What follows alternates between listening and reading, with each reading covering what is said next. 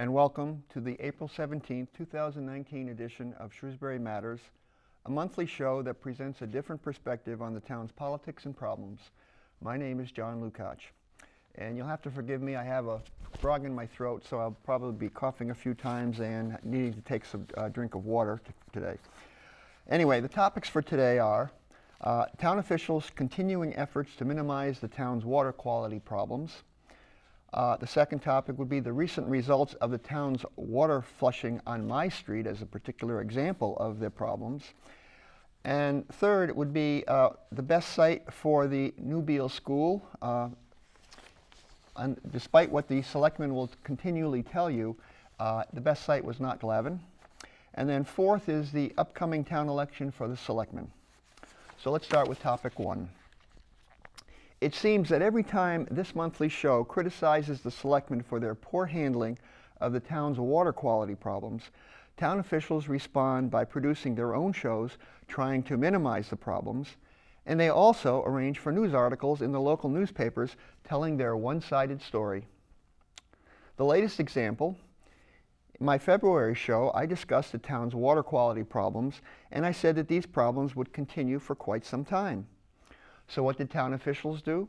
Well, they put out a show on Channel 30 called the Water Improvement Project, Annual Main Flushing for Spring, taped in early April.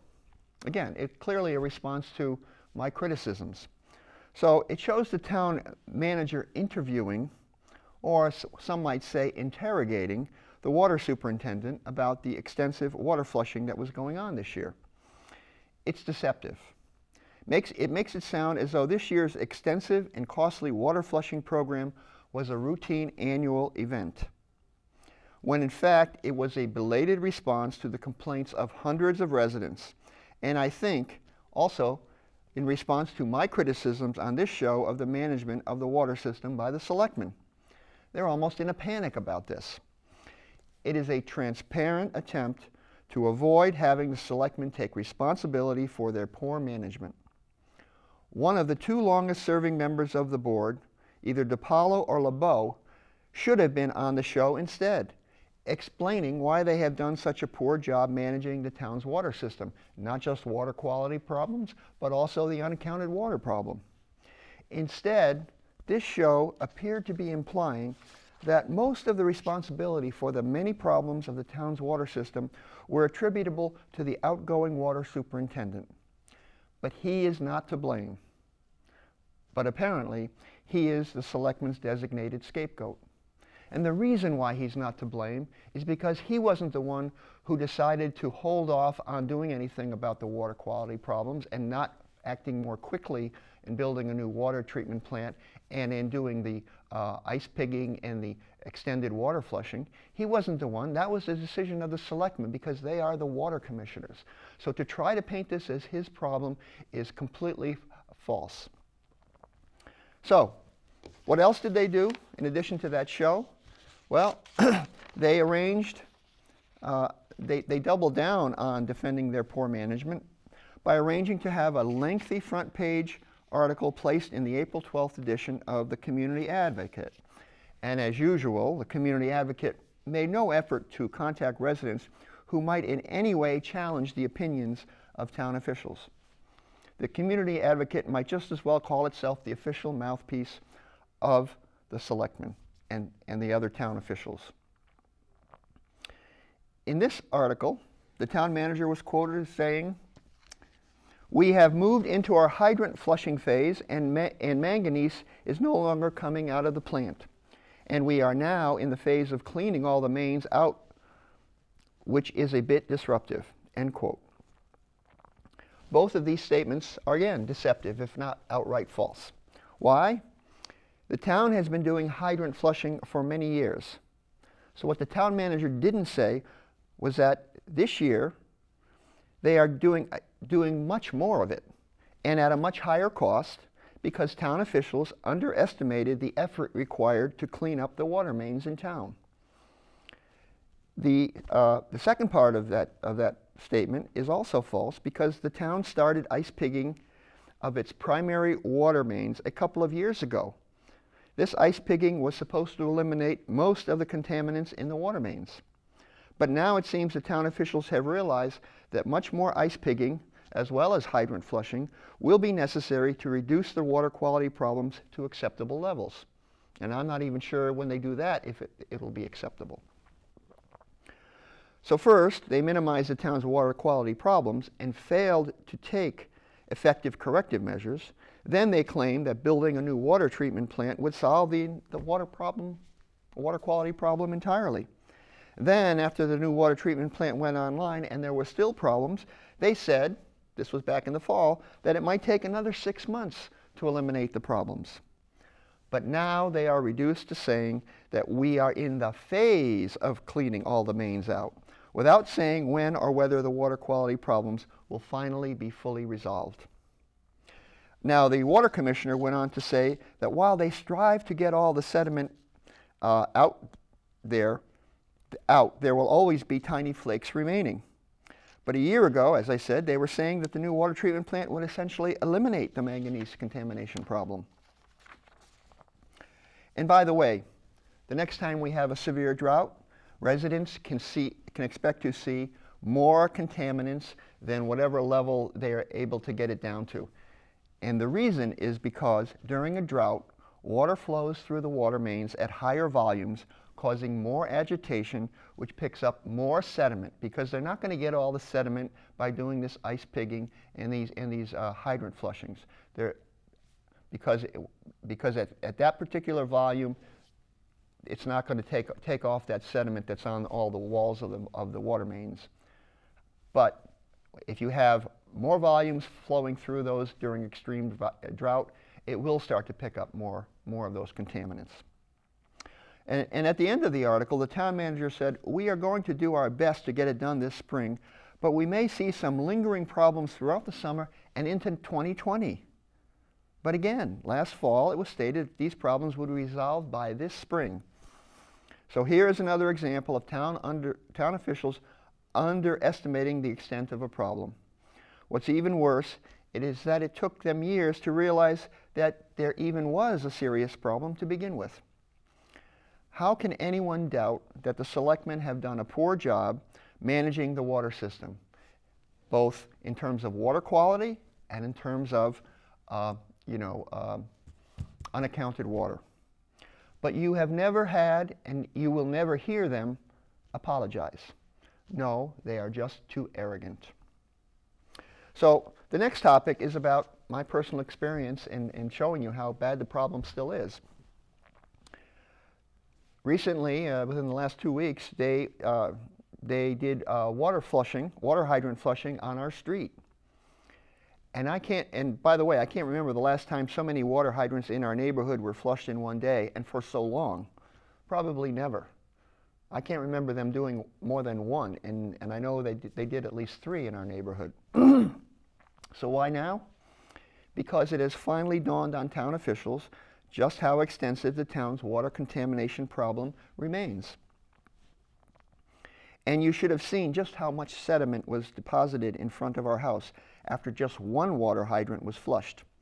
It left a long, thick smear of black sediment several feet long and at least a foot wide in front of our house. Town officials have substantially increased the amount of hydrant flushing and plan even more ice pigging of the water mains. These are being done to improve water quality, and that's all to the good. But as I said before, a year ago, town officials were saying that once the new water treatment plant went online, the water quality problems would essentially be solved. And since then, they have continued to minimize the continuing problem with their frequent TV programs and news articles that they generate, all of which, to try to minimize the problem and try to reassure people that everything is fine when it really isn't fine. So, as I said, that article in the Community Advocate, dated April 12, 2019, is the latest example of how they mislead the public. And, as well as that, again, the Community Advocate is just a front for whatever the selectmen and other town officials say. They put these articles up, and Nobody questioning whatever the town officials say. That's not the way a real newspaper handles things. A real newspaper would try to get other views on the matter, at least in the, it doesn't have to be on the front page, it doesn't have to be on paragraph 10, but somewhere they should at least say that, there's some question as to the validity of what these town officials are saying. But like I said, the community advocate doesn't care about that. So anyway, I want to go to another news article that was, this time was in the Shrewsbury Chronicle. And it's the front page of the April 12th. There's an article starts on the front page titled, "Glavin, Site of New School." My first reaction was, so this is news? Everyone has known for some time that the town's acquisition of the Glavin site was a done deal.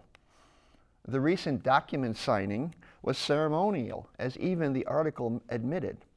So why the front page article? Well, again, it's clear. To give government officials more favorable publicity about what wonderful people they are. Well, listen, it makes no sense. That's the best news you can put on the front page of a newspaper. I'm sorry, but I'm sure there were more interesting articles to put there. And the thing that really bothered me about the article was on the second page of the article. Let me just read what was said. Selectman LeBeau said, quote, "And today we celebrate the acquisition of that parcel, an excellent location, the best location for a new elementary school. The other sites investigated were not nearly as well positioned geographically," LeBeau said, end quote. So, what's wrong with that statement? Well, because that statement about this being the best location geographically is patently false. If you stop and think about it, there are, of all the schools currently in Shrewsbury, there is only one school that is south of Route 9, and yet probably 50% of the town is south of Route 9. That one school happens to be Coolidge School, which is just south of Route 9 and is in the extreme western part of the town, right, almost bordering on Lake Quinsigamon. And so we've had a lot of new development in the southern and southeastern part of town, and there are no schools down there. So if you wanted to pick the best site geographically, you would pick a site where you've had the biggest increase in school population, okay, and the one that had the best road system. And so what did they do? Because they didn't want to use the Allen property, they came up with reasons why the Glavin site was better. And now we're finding that there are problems with the site, and of course they padded their cost estimate significantly with contingencies and things like that. And I wonder whether they included in the actual cost of the plan all of the extensive road repairs they're going to have to do on the Lake Street area from I believe it's about a quarter of a mile. That's going to be extensive work. Now, I don't think the state's going to pay for that, and I wonder if that was included in the cost or that's going to be paid for out of other funds of the town and won't be counted. So again, a lot of reasons why that is not the best site geographically, and yet town officials will repeat over and over and over again. I think they're starting to, because they've said it so many times, they're starting to believe it themselves, when in fact any casual observer would know otherwise. So I don't know why they have to keep belaboring that point. Of course, I suppose it's because they have to convince themselves that they were right and everybody else was wrong, even though the facts speak for themselves. Excuse me for a sec. So I'll get to the next topic, which is, excuse me, the annual town elections specifically for the selectmen. Those elections are going to take place Tuesday, May 7th. I encourage people to get out and vote. So who's running? We have 4 people. We have Selectman LeBeau, who's been there for quite a long time. We have Mr. Samia, who is a former school committee person, who was on the school committee for several years. And then we have a fellow named Mr. Trotto, who I don't know at all. I have nothing to say for or against him. And then the 4th candidate is John G. Ananth. So what can I say about Mr. LeBeau and Mr. Samia? Well, these are leaders of the ruling clique in Shrewsbury. They never deviate from the groupthink of this clique. They all speak with the same voice. They're not interested in any other opinions or points of view except whatever that group, that clique, says is the way they want to do things. They have a typically not invented here syndrome. If they don't think of an idea, it's not worth pursuing. And those are just the facts. You can go through all of this and you'll see whether it's the water quality problems in the town, whether it's the funding of the school system, whether it's the way they've allowed population growth to continue despite the fact that going back to the 2001 master plan, the consultant had said the town was 90% built out, and yet we continue to see this growth because we have these weak zoning regulations. And while the selectmen aren't directly involved in that, they do, they do have ways of letting the planning board know and the zoning board of appeals know that changes need to be made to strengthen our zoning regulations, but they don't do it. Why? I don't know. Maybe they just feel like the town should be almost exclusively residential. But if that's the case, then we're going to have a problem down the line in 5 or 10 years as all these residential units start putting kids into our school system and causing more overcrowding that will also blow the town budget to smithereens. So, as I said, I know nothing about Mr. Trotto, and I have nothing to say about him. And now the 4th candidate is interesting, is John G. Ananth. Now, I don't know him well, but I have met him a few times at town meetings. And he and I were participants on the same local cable show about a year ago. So during those times, we had some brief conversations and we chatted. But based on what little I know of him, and from the few conversations I have had with him, he has impressed me. He seems very bright and very knowledgeable about town affairs, is well educated, is socially involved, doing volunteer work, town meeting member. I guess he also is I think I heard somewhere that he's a constable for the town. I don't know what that really does, but it's nice that he's volunteered for that. And he also has an engaging personality. So those are all the reasons why I think he would make a good candidate, because I think we need a change from someone who is not part of the ruling clique in this town. But there is another good reason to vote for him. According to the town census, roughly 30% of the town's population is of Asian background. Now, in the past, other people of Asian background have run, at least one anyway, has run for selectman. And I know that one time, the ruling clique in town, I believe, if they didn't actually instigate it, allowed people in town to pass ugly rumors about this individual, to tear down his signs, to do all kinds of things to make it impossible for him to win re-election. And of course, he didn't. That's a terrible thing to happen, and the fact that the town officials weren't more proactive in saying that this was nonsense and had to stop, and didn't do anything about it is really a sad state of affairs. But as I said, it seems to me that Janji would make an excellent representative for this group on the Board of Selectmen. Now, I normally don't think about, that, because we have, this percentage of people, we ought to have this many representatives and stuff like that. I think that's a bad idea.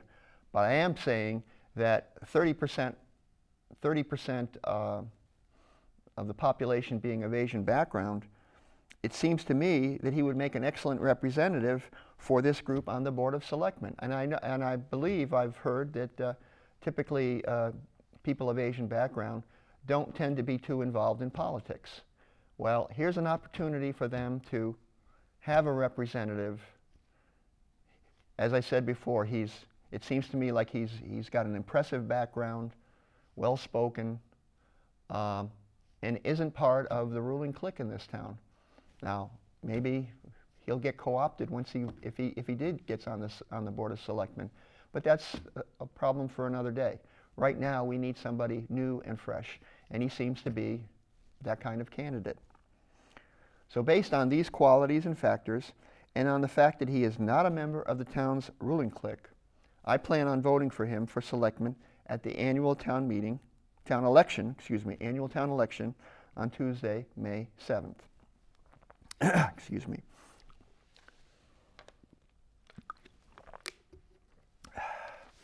And I know in the last couple of shows I did touch on I've finished with my main remarks, but I wanted to just cover an area that I mentioned briefly, but that I've covered on prior shows, and that's this, the unaccounted water. It's still a major problem, and as I mentioned at I think it was the last show, they are not going to go to monthly billing as they planned. They realize that they don't have to do monthly billing as long as they read the meters on a monthly basis, and that will enable them to identify and localize where most of the unaccounted water is being lost. So finally they're doing something about it, but it's still going to take a while, and frankly, until they actually start doing that and they actually start making results available to the public to say, okay, so where are you finding this unaccounted water? And there could be many sources from it. There could be some major leak. I recall in Holden, they had a problem where they had the same kind of problem with unaccounted water, and lo and behold, some resident managed to get them to realize that what they thought was a stream in the back of someone's house was actually a major water leak. And by fixing that one problem, they reduced their unaccounted water by like 5%. So that's one possibility. The other possibility is we have people who have illegal connections to the system. The problem with the water meters, the town has appropriated millions of dollars for new water meters because the selectmen thought that was a major part of the problem. So far it's turned out to be not the problem at all, so that was a waste of money. So I doubt that's going to turn up anything more, although there's still supposedly, even though all the water meters in town were supposed to be replaced by the year 2016, they've recently reported that there's still some water meters that they haven't been able to get to. It wouldn't surprise me if those are some of the water meters where we may find some significant water loss. Oh well. Anyway, so that's one thing I just wanted to fill people in on, and hopefully as we'll get progress reports from the water department about how they're doing with finding this unaccounted water, because by doing what they're doing, by going to monthly readings, they will be able to isolate different sections of town and compare the water going into that area with the actual water meters.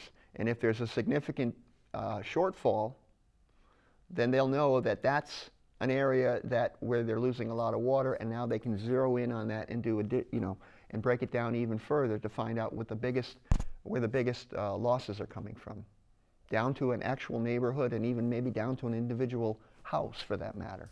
So that's all to the good, but they need to work on that, and they need to work on it quickly. The other point I wanted to follow up that I've talked about recently is this whole issue with population growth in Shrewsbury. As I said, mentioned earlier, 2001, a consultant came in and said, oh, you don't have to worry, Shrewsbury's residential sections are, mostly built out, and he didn't foresee much more residential growth in the town. Well, guess what? Surprise. We did. We have. And the selectmen and the other town officials are making the problem even worse by taking land that was originally reserved for commercial, turning it over for mixed-use development, and allowing, in the case of the Spags development, 270 residential units to go up there. And I will say that that was probably a necessary step. I still have qualms about it, but in order to develop that property, which was actually a blighted property, we needed to make concessions to the developer. But in doing so, we made that Lakeway district, we enabled people, owners of other properties in that district, we enabled them to do the same thing. And I fear that at least one other property, if not two properties in the Lakeway district, the developer will decide to go mixed use and add 100, 200 more residential units where none were allowed before. The same thing is true down in the old Edgemere Drive-In property. That property, too, we allow 250 residential units. And we didn't just make it specific to that one property. We did it for the whole Route 20 area, all the way, all along Route 20. And while they say that, well, there are other restrictions that would prevent other developers from building a mixed-use development and having that kind of that number of residential units, a developer, smart developer, can look at it and combine properties to come up and meet the necessary acreage requirement and to meet the other restrictions and do the same thing. So here we are. We're adding all these things where there was. If you go back to 2001, you would never have expected all these additional 250, 270, 250, that's over 500 residential units being added that were never in the original zoning plans for the town. And that doesn't even include all of the weak zoning regulations that allow residents to sell their properties and put a single residential unit property and build 2 and even 4 condominiums on it. That again is increasing the maximum number of residential units. So there's another problem. So anyway, I just want to go back and make one last point again, is I hope you will vote on May 7th and consider what I said about voting for the selectmen. Thanks for watching, and see you next month. Goodbye.